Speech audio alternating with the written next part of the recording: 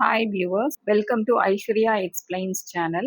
இன்னைக்கு history lesson 2 answer in detail question 1 படிக்கலாம். Trace the circumstances that led to the rise of Hitler in Germany. இந்த மாதிரி situations எல்லாம் face பண்ணி அவர் ஒரு சோல்ஜர்ல இருந்து ரூலர் ஆஃப் ஜெர்மனியா மாறினாருங்கிறது தான் question. Evolution of German fascism. ஃபேசிசம்னா என்ன? Fascism is a political system where one powerful leader controls the country.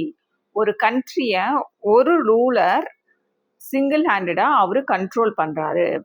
People cannot speak against the government. கவர்மெண்ட்டுக்கு எகெயின்ஸ்டா மக்கள் எதுவுமே பேச முடியாது.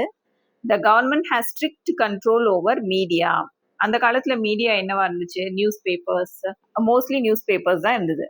ஸோ ஏதாவது நெகட்டிவ் நியூஸ் கவர்மெண்ட்க்கு எகெயின்ஸ்டா பப்ளிஷ் பண்ணாங்கன்னா உடனே தேல் பி பனிஷ்ட், இல்லைன்னா அந்த நியூஸ் பேப்பர் மேகசினே பேன் பண்ணிடுவாங்க. Then government had strict control on education as well as society.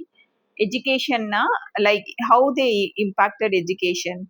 Schools teach only government approved ideas. Government எந்த விஷயங்களை டீச் பண்ண சொல்றாங்களோ அதை மட்டும்தான் ஸ்கூல்ஸ் டீச் பண்ணணும். Students are taught to obey the leader and love the nation blindly. எந்த கேள்வியும் கேட்காம students should love their nation. They should not question the government and they have to obey the leader. So இந்த மாதிரி விஷயங்களை தான் ஸ்கூல்ல teach பண்ணணும்னு government strict order போட்டிருப்பாங்க. People are expected to follow strict rules. அதாவது சொசைட்டியில கவர்மெண்ட் என்ன rules போடுறாங்களோ அதை ஸ்ட்ரிக்டா ஃபாலோ பண்ணணும்.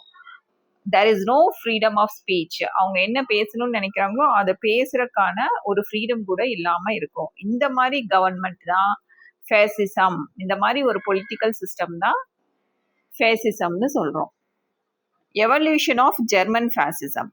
In 1919, a group of 7 men formed the Nazi Party, National Socialist German Workers Party.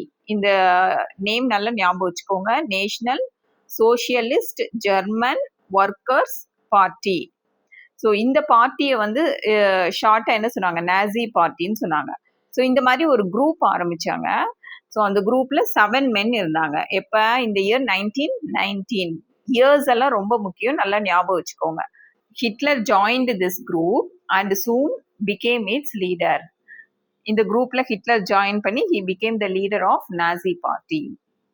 During World War I, World War I நடந்த period என்ன? 1914 to 1918. இது நீங்க எழுத வேண்டாம் இந்த year. During World War I, Hitler served as a soldier in the Bavarian army.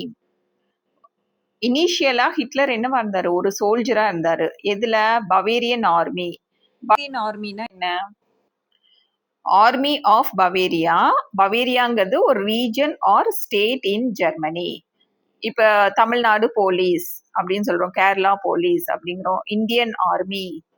So அந்த மாதிரி Bavarian army, Bavaria ஸ்டேட்டுடைய ஆர்மியில ஒரு சோல்ஜரா ஹிட்லர் இருந்தாரு. வேர்ல்டு வார் I அப்ப ஹிட்லர் ஒரு சோல்ஜரா இருந்தாரு. In 1923 Hitler attempted to capture power in Bavaria. So பவேரியாவோட பவரை கேப்சர் பண்ணணும்னு ஹிட்லர் நினைச்சாரு. எப்ப? இந்த வேர்ல்டு வார் I முடிஞ்சதுக்கு அப்புறம். அது முடிஞ்சது 1918. ஸோ இந்த இயர்ஸ் ஞாபகம் வச்சுக்கோங்க. 1923ல. ஸோ 1923 அந்த நாசி பார்ட்டி ஃபார்ம் பண்ணதுக்கு அப்புறமா 1923ல he attempted to capture power in Bavaria. பவேரியாவை தன்னுடைய கண்ட்ரோல்ல கொண்டு வரணும்னு நினைச்சாரு. Hitler started a revolt called national revolution in Bavaria. பவேரியால ஒரு ரெவல்யூஷன் ஆரம்பிச்சாரு. It was called national revolution. அப்ப அந்த ரெவல்யூஷன் நடந்தப்போ ஒரே காவோஸா இருந்துச்சு. ஒரே கூச்சல், குழப்பம், சண்டை இதெல்லாமே இருந்தது. அப்போ போலீஸ் என்ன பண்ணாங்க? They arrested Hitler. அவரை பிரிசனுக்கு அனுப்பிட்டாங்க. While in prison Hitler wrote Mein Kampf my struggle. அவரு ஒரு ஆட்டோபயோகிராஃபி எழுதினாரு, சுயசரிதை எழுதினாரு. அது பேரு Mein Kampf. So when he was in prison he wrote Mein Kampf. அதோட English meaning my struggle. Next, how he rose to power. In 1932, அதாவது 1923ல என்ன பண்ணாரு? He tried to capture Bavaria. அதுக்கப்புறம் எக்ஸாக்டா ஒரு 9 to 10 இயர்ஸ்ல 1932 the Communist Party gained many votes. So election நடந்திருக்கு. அந்த எலெக்ஷன்ல கம்யூனிஸ்ட் பார்ட்டிக்கு 60 lakhs votes வந்துச்சு. ஸோ இந்த ஜெயண்ட் விக்டரி ஆஃப் கம்யூனிஸ்ட் பார்ட்டியை பார்த்து யார் பயப்பட்டாங்க? Rich people and business owners. So why rich people, property owner, business owners எல்லாம் கம்யூனிஸ்ட் பார்ட்டி விக்டரியை பார்த்து ஏன் பயந்தாங்க?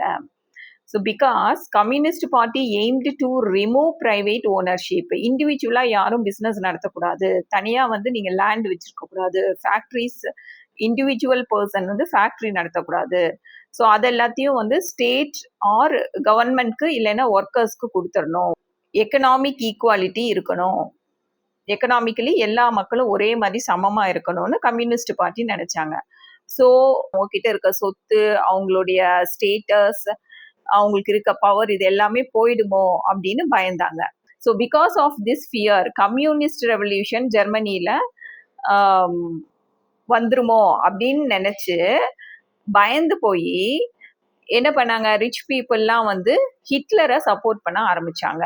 Thinking he would protect their interest. Hitler நமக்கு சப்போர்ட் பண்ணுவார், நமக்கு ஹெல்ப் பண்ணுவார் அப்படின்னு நினச்சி these people started supporting Hitler. The Nazi state of Hitler. Germany was ruled by a democratic system called Weimar Republic. இந்த பாயிண்ட் நீங்க எழுத வேண்டாம், உங்களுக்கு புரிஞ்சுக்கிறதுக்காக சொல்றேன். ஏன்னா இதுக்கப்புறம் வர பாயிண்ட் இதுக்கு ரிலேட்டடா இருக்கு. Just you have to keep this in your mind. ஜெர்மனியை யார் அப்ப ரூல் பண்ணிட்டு இருந்தாங்க?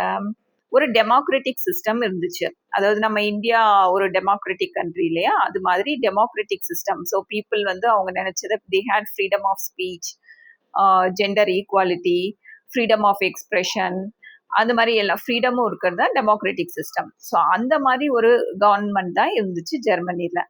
And it was called Weimar republic.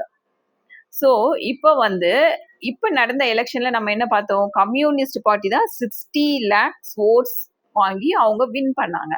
அப்போ என்னாச்சு? இந்த ரிப்பப்ளிக் கவர்மெண்ட் ஆட்டோமேட்டிக்கலாக கீழே விழுந்துருச்சு. As the Republican government fell, the industrialists, bankers, junkers convinced the president to appoint Hitler as chancellor in 1933. So 1932ல என்ன நடந்தது?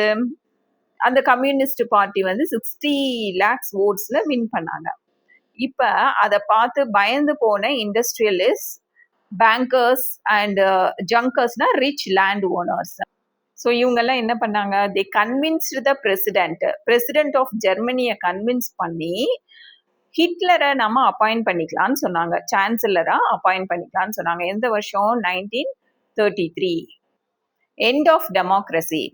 த Nazi state of Hitler brought an end to parliamentary democracy. So the Nazi state of ஹிட்லருடைய அந்த Nazi ruling வந்து it brought an end to democracy. Hitler replaced the democratic flag with the Nazi flag. democratic flag our remove பண்ணிட்டு நாசி flag, அவரோட நாசி party ஃபிளாகை வந்து ஹோய்ஸ்ட் பண்ணாரு. த ஸ்வஸ்திகா, அந்த ஃபிளாகுக்கு என்ன பேர் சொன்னாங்க? ஸ்வஸ்திகா ஃபிளாக். இந்த நேம் நல்லா ஞாபகம் வச்சுக்கோங்க. The swastika flag represented national socialism. National சோசியலிசம்ங்கிறது என்னது? அந்த நாசி பார்ட்டியோட அந்த ஃபுல் ஃபார்ம். இங்கே படிச்சிங்க இல்லையா? Nazi party, national socialist German workers party. So இந்த Nazi flag represented national socialism. All political parties were banned. இப்போ ஹிட்லர் சான்சலராக மாறினது என்ன ஆச்சு? எல்லா பொலிட்டிக்கல் பார்ட்டியும் பேன் பண்ணிட்டாங்க. Only Nazi party was allowed. Nazi party மட்டும்தான் ஒரு பொலிட்டிக்கல் பார்ட்டியாக இருந்துச்சு, மற்ற எல்லா பார்ட்டியும் வந்து பேன் பண்ணிட்டாங்க. The Nazi parties propaganda manipulated public opinion through planned propaganda. Propaganda என்ன? Spreading false or one-sided information, biased information. ஒருத்தர் சார்பா இன்ஃபர்மேஷனை ஸ்ப்ரெட் பண்றது, அதுக்கு பேர் தான் ப்ரொபகண்டா. நாசி பார்ட்டிஸ் ப்ரொபகண்டா எப்படி இருந்துச்சுன்னா, அது வந்து கவர்மெண்ட்டுக்கு ஃபேவரபிளா இருந்துச்சு. பப்ளிக் ஒப்பீனியனை அவங்க என்ன பண்ணாங்க? மேனிப்புலேட் பண்ணினாங்க. மேனிப்புலேட்னா என்ன? இவங்களுக்கு ஃபேவரா பப்ளிக் இருக்க மாதிரி அவங்க காமிச்சிட்டாங்க. த்ரூ பிளான்டு ப்ரொபகெண்டா, நல்லா பிளான் பண்ணி ஒரு ஃபால்ஸ் இன்ஃபர்மேஷன், அதாவது என்ன சொன்னாங்க, மீடியா யூஸ் பண்ணி they set all good things about Hitler. Even though that was not right, they glorified Hitler. ஹிட்லரை பத்தி ரொம்ப பெருமையா இன்ஃபர்மேஷன் ஸ்ப்ரெட் பண்ணாங்க. And they spread Nazi ideas, அந்த நாசி பார்ட்டியோட ஐடியாஸை ஸ்ப்ரெட் பண்ணாங்க. In August 1934, that is 1 year exactly after he became chancellor, 1933ல சான்சலர் ஆனாரு. 1934ல பிரசிடென்ட் ஆஃப் ஜெர்மனி ஹிடன்பர்க் அவரு இறந்துட்டாரு. So Hitler became both president and commander in chief of the armed forces. ஜெர்மனியோட பிரசிடென்ட் இறந்ததும் ஹிட்லர் என்ன ஆனாரு, he became the ruler of Germany, he became the president of Germany and also German army armed ஃபோர்ஸஸ்க்கு அவர் commander in சீஃபா ஆயிட்டாரு. So this is how Hitler became the president of Germany. Important timelines பார்த்துடலாம். World war 1 நடந்தப்ப Hitler என்னவா இருந்தாரு, he was a soldier in Bavarian army.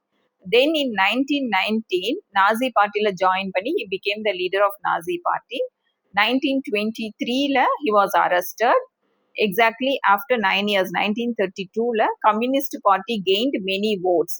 So அதனால என்னாச்சு, rich people, landlords, business owners எல்லாம் they got scared. அதனால they joined, they supported Hitler. They convinced the president of Germany to appoint Hitler as a chancellor. ஹிட்லரை chancellor appoint பண்றதுக்கு அவங்க convince பண்ணி appoint பண்ண வச்சாங்க. ஸோ 1933ல ஹிட்லர் became chancellor.